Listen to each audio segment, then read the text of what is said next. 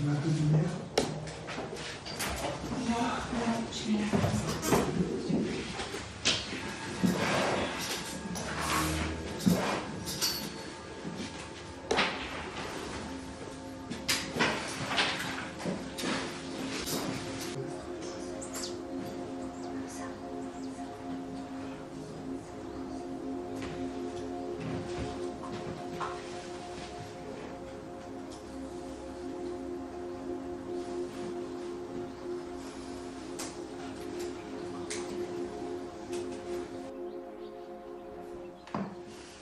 Y a-t-il quelque chose en vous qui vous permette de prendre conscience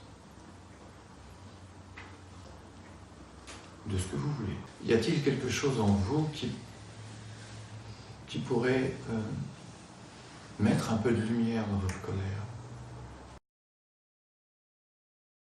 Voilà. Est-ce que vous le faites? Un bébé qui naît, il se pose pas de questions. Il est face aux événements. Il est contacté de toutes parts. Il vit une expérience et la vie en lui. Cette lumière qu'on appelle conscience œuvre. Il se transforme physiquement, il se transforme dans sa conscience, il se passe beaucoup de choses, mais la conscience est libre de faire ce qu'elle a à faire. Seulement nous, lorsque nous avons un mental conditionné, réactif, on n'est plus libre. On n'est plus libre de la puissance de la réaction et du mécanisme. Alors, il va falloir un petit peu prendre conscience du mécanisme. Se dire, mais qu'est-ce qui me subjugue comme ça? Qu'est-ce qui me dépasse? Qu'est-ce qui fait que je n'ai pas cette liberté de prendre conscience? C'est la puissance du mécanisme. Alors, si maintenant on commence une petite seconde à prendre conscience de la chose, et puis une autre petite seconde, bien, imaginons, voilà, la réaction est là, vous prenez conscience de la chose. Mais vous avez pris conscience de la chose, il y a eu un petit recul d'une seconde. Mais la prochaine réaction, ou même pendant la réaction, une autre seconde est là. Une autre seconde est là. Il va se passer des choses. Chaque seconde vécue en conscience va créer quoi? Un champ de conscience. Ce qu'on ne comprend pas, c'est que lorsqu'on prend conscience d'une chose, il se passe des choses. C'est pas quoi? C'est pas un vide qui prend conscience, c'est une lumière. Et cette lumière, elle œuvre. On le voit bien puisqu'un bébé, vous voyez la transformation du bébé? C'est incroyable quand même. Alors nous, évidemment, c'est recouvert après par les mécanismes, par le mental, le conditionnement, il faut que je fasse ceci, et puis toute la journée, on est dans cette espèce de machine à laver. Mais cette capacité de prendre conscience, une petite seconde, et puis on est repris. Mais non, quelque chose, voilà, il y a cet éveil possible, toujours, une nouvelle seconde, et puis une autre seconde, et puis une autre seconde. Chaque seconde, chaque éveil, c'est que ça s'en va pas comme ça. Il va rester quelque chose de chaque éveil. Chaque éveil va concevoir un champ de conscience, un véritable champ de conscience. Si on n'est pas conscient de ça, alors on va rester dans notre mécanisme et puis rien ne se passera. Mais si on laisse cette lumière en nous prendre conscience, alors il va se passer des choses. On va peut-être pas, on pourra peut-être en parler si vous voulez, mais... Est-ce que je peux parler? Oui, vas-y. J'ai peut-être le même problème comme je sais pas. C'est pendant ma vie, je raconte beaucoup déjà et pendant la journée, il faut résoudre des problèmes des autres. Chaque fois, je rentre complètement avec ma tête et je plonge dans des problèmes des autres. Après, ça prend des forces incroyables. Je ne peux pas sortir de ça. C'est le stress, c'est les pensées. Et ça tourne. Et c'est aussi, on commence à lire le livre et même à partir de notre discussion qu'on a fait ensemble, j'ai demandé un conseil et même on a parlé, il faut dire, on a dit qu'il faut prendre vraiment un petit recul, juste petit recul. Et maintenant, comme je raconte déjà et je dois résoudre les problèmes des autres, je prends un petit recul comme ça, hop, comme je regarde le cinéma. Bon, j'essaie d'aider, de faire tout, mais c'est avec un petit recul. Et j'ai remarqué que déjà qui tourne avec une vitesse incroyable. Et si moi je fais un petit recul, je reste très calme. Je calme et je regarde un peu comme de l'autre côté. Je fais tout, je fais mon travail, je fais tout, mais je viens déjà avec mon calme intérieur. Et ça aide moi-même. Et les autres. Et que je ne tourne pas avec les vibrations comme les autres. Et c'est les autres gens qui me regardent, et aussi, ils deviennent plus calmes. C'est-à-dire qu'il y a un phénomène, c'est que si quelqu'un vient avec un problème quelconque, très intense, qui vient à côté de vous, il tourne dans son problème. Il rayonne dans son problème et il est pris dans son problème. Si vous entrez avec lui dans son problème, c'est fini. Il y a d'ailleurs une petite histoire qui est rigolote, c'est que si on est dans une barque et qu'on veut sortir quelqu'un de l'eau, il faut rester dans la barque. Et on pourra aider la personne qui est dans l'eau. Voilà. Si on plonge avec lui dans l'eau, on va se noyer tous les deux dans l'eau. Donc si une personne, on peut se dire, oui mais c'est pas très humain ça, de laisser quelqu'un... C'est la meilleure façon de l'aider. Si vous arrivez et que vous restez à l'extérieur du problème, alors vous allez voir des choses que lui ne peut pas voir, déjà d'une part, et vous-même, sensiblement, lucidement, vous ne rentrerez pas dans son problème. Donc, restez à l'extérieur. Mais même, je dirais, n'entrez pas dans vos problèmes.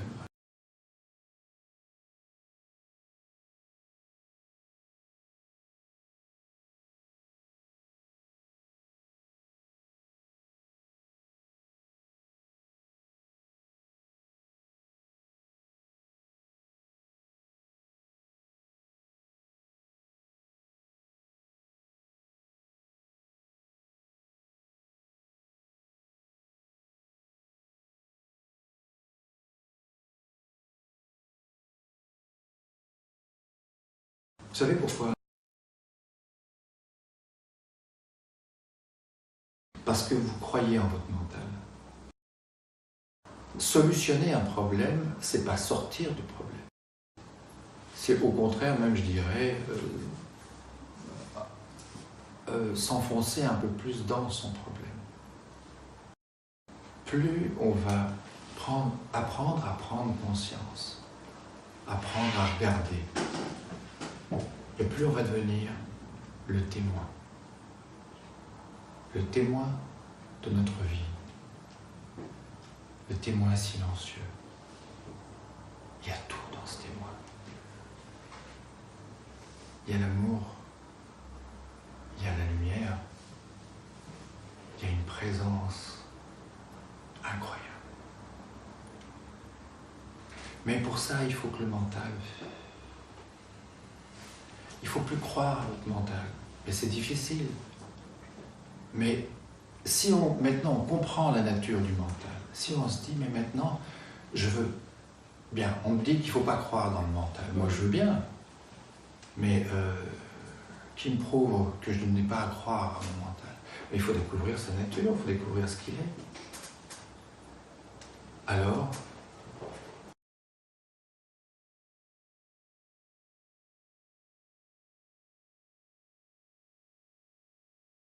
vous touchez la chaise en ce moment. Vous vivez une expérience. Vous vivez une expérience. Bien. Voilà. Tout à l'heure, à 17h, ça va s'arrêter, tout le monde va rentrer chez soi. Mais vous avez gardé quelque chose, vous aurez gardé quelque chose en vous de cette expérience. Et il sera là, le mental. La nature du mental, c'est un instant de vie vécu, passé. Chaque instant de vie vécu laisse des traces. Vous vivez cet instant-là maintenant où on se parle. Vous pourriez très bien maintenant partir et puis repenser à ce moment. Et vous êtes dans votre mental. Quelle est la nature du mental? C'est d'aller contacter des traces laissées. Et avec ce pouvoir, cette faculté d'aller contacter des traces laissées, on peut tout faire. On peut tout imaginer. Les traces laissées, vous avez une incroyable banque de mémoire expérientielle, vous voyez, d'expériences que vous pouvez aller contacter et vous allez, dans votre mental, créer ce que vous voulez. Voilà. Vous vivez une chose et elle laisse une trace. Et maintenant, j'ai la possibilité de retourner à mes traces laissées. Et je combine. Je vais faire un monde, je vais refaire le monde, ou je vais créer un monde virtuel avec du passé, de la mémoire, des traces laissées. Vous voyez? C'est pas... Alors, on se dit, mais c'est que de la mémoire, le mental. Oui, c'est de la mémoire, des traces laissées. Et puis, c'est tout. Ça va nous aider, parce que quand on veut remplir notre feuille d'impôt, on fait appel à notre mémoire. Quand on veut aller faire des courses, quand on veut conduire, c'est de la mémoire tout ça. Mais il y a de la mémoire qui nous embête un peu plus. Parce que derrière cette mémoire, il y a des instincts, il y a des désirs, il y a une notion de moi. Parce que c'est de ça dont vous parliez tout à l'heure. Il y a quelque chose dont je n'arrive pas à me défaire. On a tout conçu, tout construit, ce qu'on appelle un peu la matrice, je ne sais pas si vous avez entendu parler de ce mot-là, et on vit dans un monde conçu, dans un champ mémoriel, et on a tout mis dedans. Mais le problème, c'est que on a mis beaucoup d'erreurs, il y a beaucoup d'erreurs. Alors on vit avec ces erreurs, on vit dans le champ de cette mémoire, on vit dans l'idée que ça va me combler, on vit dans l'idée que une femme, des enfants, ça va me combler, mais il y a des gens qui vivent de véritables drames, avec des enfants, avec des femmes, avec des voitures, avec... Est-ce que ça vaut... C'est quoi? Et pourtant, on a ça dans notre mémoire, on a ça dans notre idée. Et puis, on sort, on voit ce beau jardin, cette belle maison, et puis on se sent bien, c'est là on se sent comblé. On se dit, tiens, on n'a pas besoin de... Ah oui, mais quand même, si j'avais ça, si j'avais ça. Donc vous voyez, le mental, on commence à comprendre un peu ce que c'est que le mental, les traces laissées. Alors on va se dire, mais traces traces laissées. Comment je peux contacter des traces laissées? Qui me pousse à contacter des traces laissées? Je m'adresse beaucoup à vous parce que je m'adresse à tout le monde en fait. Hein. Penser. Penser. Qu'est-ce que c'est que penser? Voyez, vous avez beaucoup pensé toute votre vie. Si on pose à quelqu'un, mais qu'est-ce que c'est que penser? Il est bien embêté. Qu'est-ce que c'est que penser? Penser, je vais vous le dire, c'est parler en soi. Vous parlez en vous, mais vous n'avez pas de corde vocale. Vous n'avez pas d'oreille. C'est donc dans une dimension mentale, je dirais, parallèle au monde physique. Lorsque vous pensez, vous parlez, vous vous entendez, vous vous comprenez. Vous pouvez projeter des images, vous pouvez vous voir, je sais pas moi, grande actrice ou président de la République. Alors, on est là, on ne pense pas. Et puis, on peut penser. Tac, tac, je contacte ma mémoire. Et voilà, ça y est, j'ai un monde.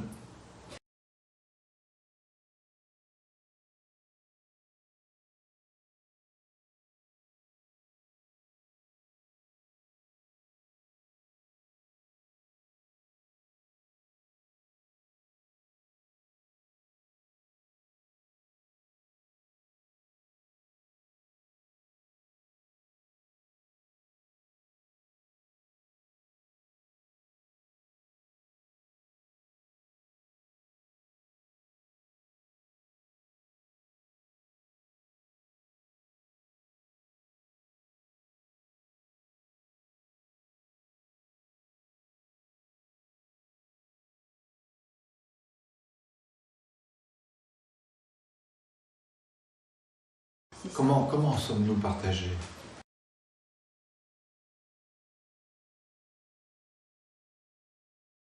Non, non, non, c'est pas de l'humour, c'est quelque chose de vécu, puisque vous le vivez.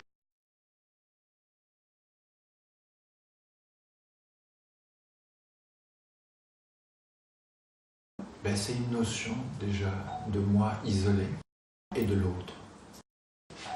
Voilà. Si vous n'étiez pas dans cette notion de moi et de l'autre, et de ce moi et l'autre, vous allez le chercher où? Dans votre mental. Alors qu'est-ce que c'est que le mental? C'est de la mémoire. Et qu'est-ce que c'est la mémoire? C'est des traces laissées. Des traces laissées de quoi? De ce que je vis là maintenant. Vous voyez, on est en train d'essayer de d'ôter un voile sur quelque chose, sur un phénomène qui nous embête, qu'on appelle le mental. C'est vrai.